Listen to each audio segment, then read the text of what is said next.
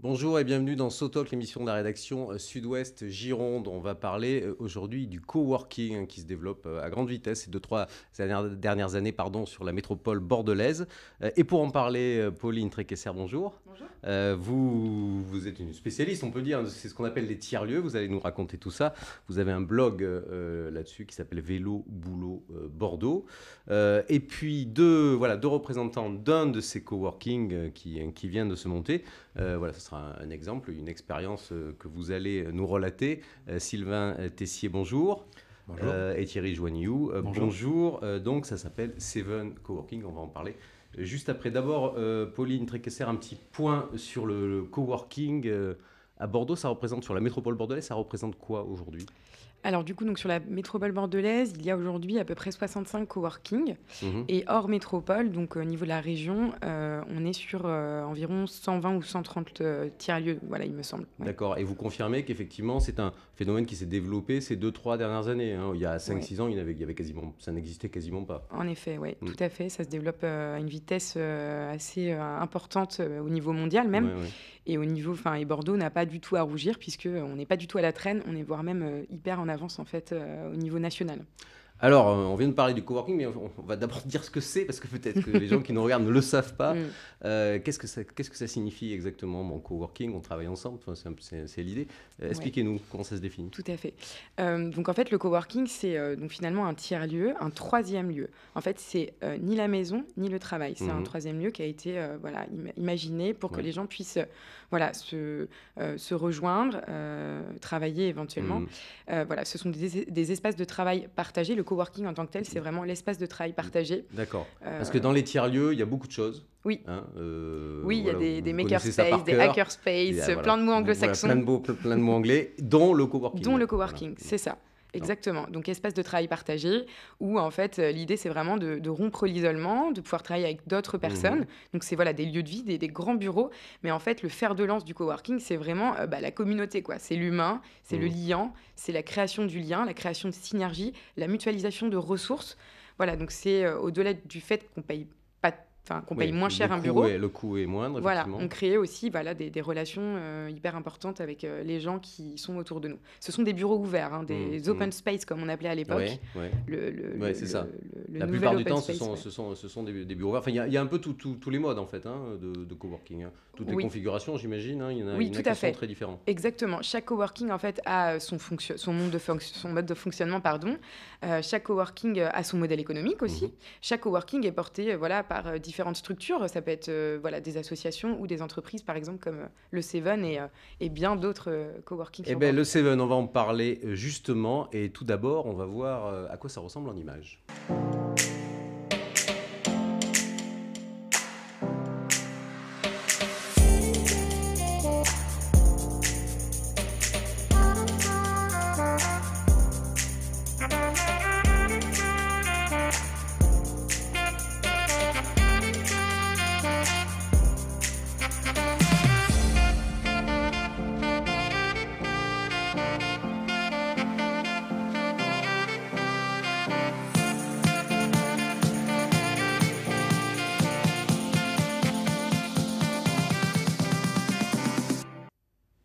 Voilà, on vient de voir cet espace en image, le Seven. Oui, comme ça fait chaleureux, sympa. J'ai même semblé voir une tireuse à bière.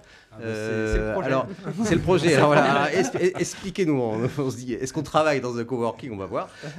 Donc, le Seven, vous avez lancé ça. Ouais, vous avez ouvert ce coworking. Le 1er septembre. C'est au Quinconce. Au Quinconce, ouais. Au 7 allées de Chartres. À les Chartres. Comment ça s'est passé? Pourquoi vous avez eu l'idée de faire ces bureaux partagés voilà. Alors l'idée en fait c'était qu'on ne souhaitait pas forcément faire un coworking au départ.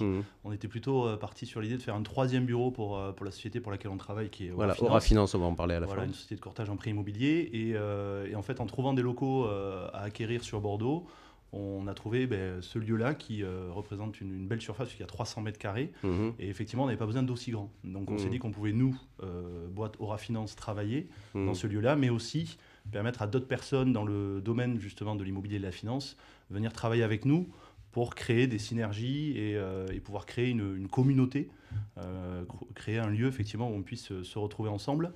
travailler, effectivement, mais pas que. C'est pour ça qu'on a aussi un espace, comme vous l'avez vu, qui est plutôt sympa, agréable, cosy, et même avec un bar et cette fameuse tirage à bière, effectivement. D'accord, on va en parler. Alors, comment vous faites? Parce qu'il y a Aura Finance, mais il y a déjà donc d'autres personnes, travailleurs indépendants ou sociétés qui vous ont rejoint?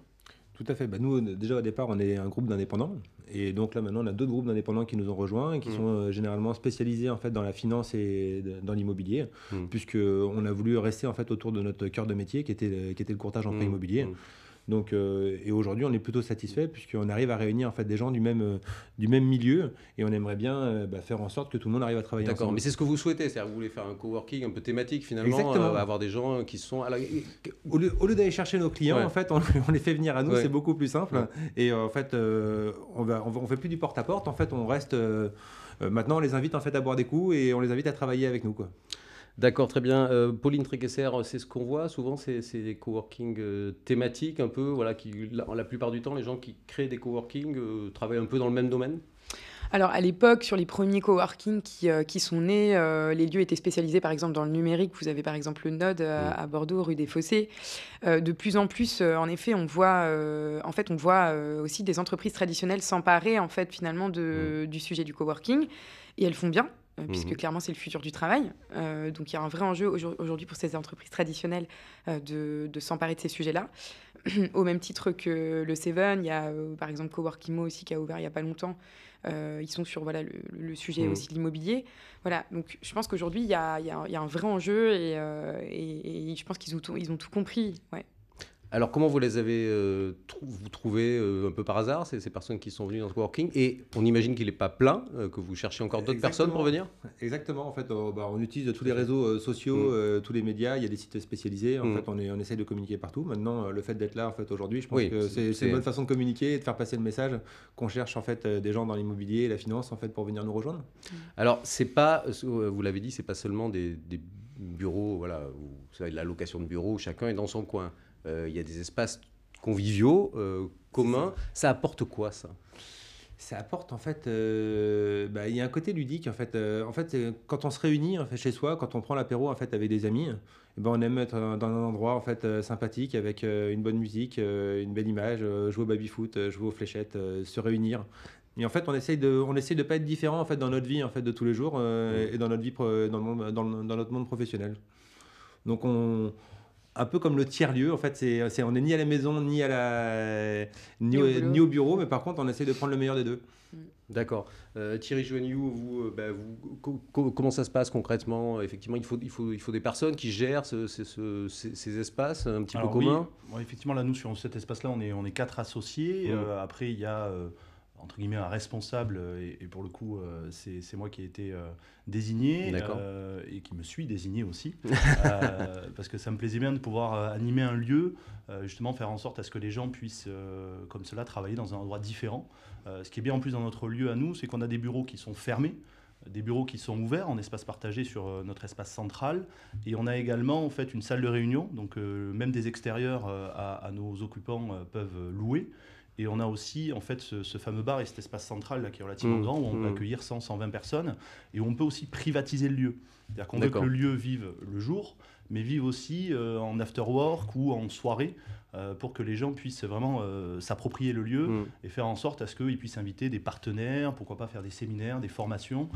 Voilà, on veut que ça soit un lieu vivant, convivial, et donc la diversification là, de notre offre est plutôt pas mal. Sylvain Tessier, c'est aussi des coûts moindres, hein. On imagine que ça doit être assez cher d'avoir des bureaux sur les quinconces. Donc là, ça vous permet effectivement d'en avoir un coût plus réduit. C'est aussi un des avantages du coworking? C'est des avantages à la fois pour les coworkers et puis à la fois pour nous en fait, qui sommes une société, et donc parce que comme on a nos bureaux en fait, sur place, ça nous permet en fait, d'avoir tous les avantages en fait, du coworking. C'est en fait, on a la très belle adresse, on a des bureaux magnifiques et en même temps on partage les coûts avec les autres. Donc je pense que c'est un peu le sens de l'histoire, quoi. Pauline Tréguesser, qu'est-ce que c'est un coworking qui réussit? Est-ce qu'il y en a d'ailleurs qui échouent, à votre connaissance? Écoutez, donc là aujourd'hui il y a 13 000 tiers-lieux dans le monde, il y en a 1800 en France, et comme je vous disais tout à l'heure, du coup il y en a 65 à Bordeaux Métropole. Donc déjà il y a une différence entre le coworking urbain, le coworking qui a vraiment comme à Bordeaux Métropole, donc dans l'hypercentre, et les coworking ruraux qui pullulent aussi de plus en plus. On parle aussi beaucoup de télétravail. effectivement. Dans les petites villes, partout en Gironde. Voilà, l'enjeu, c'est clairement de ne plus prendre sa voiture à terme. En tout cas, de la prendre, d'éviter l'heure de bouchon, finalement, l'heure de route. Qu'est-ce qu'un coworking qui réussit, alors qui échoue? Je dirais pas qui échoue, en fait, c'est un peu rude, mais un coworking qui réussit, c'est un coworking qui mise tout sur la facilitation. On en parlait tout à l'heure. Le coworking qui réussit, c'est celui qui mise sur l'humain, c'est celui qui permet de créer du lien. C'est un coworking qui crée des événements, des ateliers, qui a pour objectif de transmettre des compétences. Et c'est tout l'enjeu aujourd'hui d'un lieu comme le Seven, mais de plein d'autres lieux ici sur Bordeaux. Il faut créer du lien entre ces personnes, sinon c'est la simple location de bureau. Il faut aussi bien s'entendre, c'est comme en famille ou en couple. À un moment, on peut y avoir des disputes, puisqu'on vit ensemble, on n'est pas séparés chacun dans ses bureaux, c'est le principe. C'est quelque chose qui vous inquiète, ou vous vous dites, il va y avoir des nouveaux qui vont arriver, vous allez les sélectionner, vous allez faire comme quand on fait de la colocation. Est-ce qu'il faut partager des valeurs, des choses communes Mais ça va paraître bizarre, mais en fait, on aime ça, en fait. On arrive le matin, en fait, on est plutôt content. On envoie la télé, on met un petit fond sonore et on rencontre tout le monde. On se dit bonjour, on va chercher le café. Non, en fait, le but, c'est vraiment d'aller au bureau sans appréhension. Donc, pour l'instant, c'est plutôt un bon remède, on va dire, pour aller travailler. C'est un peu votre métier de base aussi, finalement.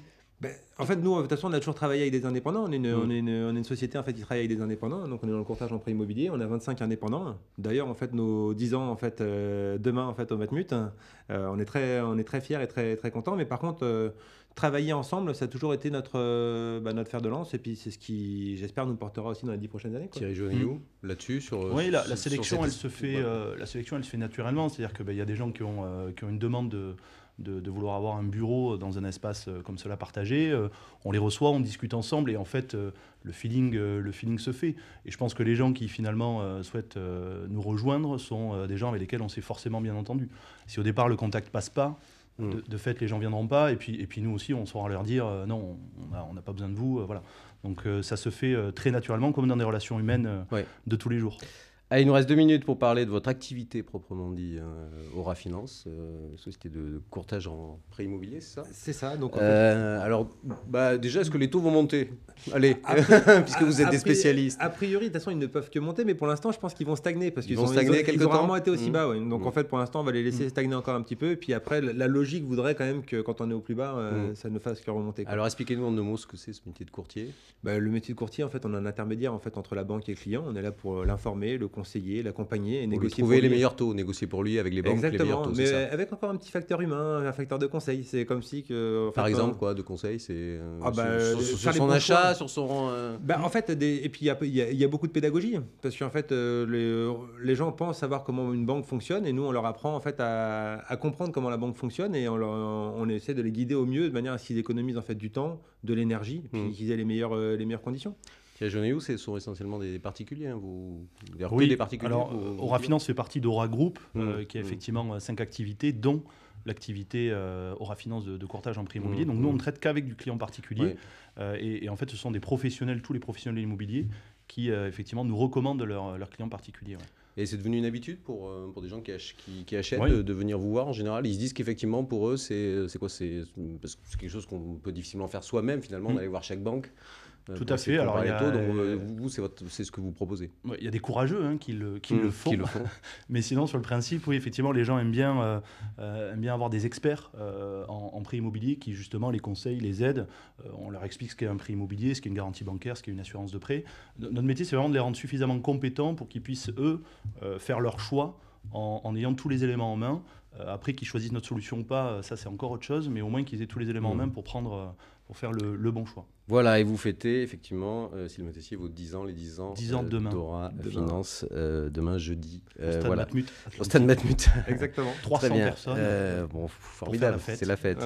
Voilà. Merci beaucoup. Merci Pauline Trécasser. Je rappelle le blog Vélo Boulot Bordeaux. Vous parlez beaucoup de ces tiers-lieux, justement, dont on vient de parler avec l'exemple du Seven. Voilà, merci à tous les trois. On se retrouve la semaine prochaine pour un prochain SoTalk.